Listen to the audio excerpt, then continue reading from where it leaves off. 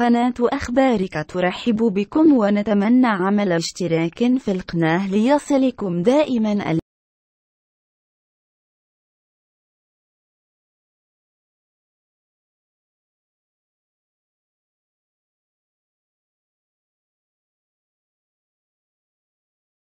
علم لدى مصدر قضائي اليوم الجمعة أن قاضي التحقيق بمحكمة الاستئناف بالرباط أمر بإيداع 5 أشخاص من بينهم رجلاً أمن بالسجن المحلي باسلا من أجل جنحة التزوير في محرر رسمي وتغيير معالم حادثة سير مع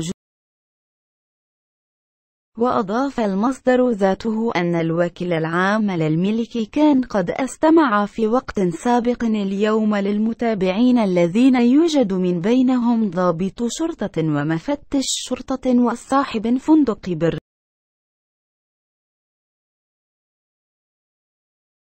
وكانت المصلحة الولائية للشرطة القضائية بمدينة الرباط قد احتفظت بالأشخاص الخمسة تحت تدبير الحراسة النظرية والكلف لضرورة البحث القضائي المنجز تحت إشراف النيابة العامة المختصة، ويتعلق الأمر بكل من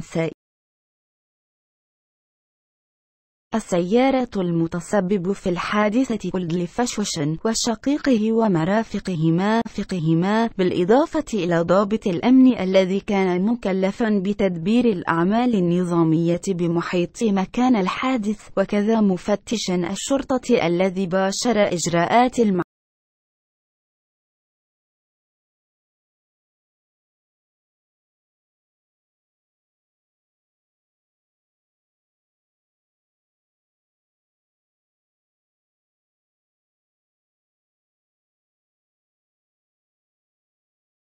قناة أخبارك ترحب بكم ونتمنى عمل اشتراك في القناة ليصلكم دائما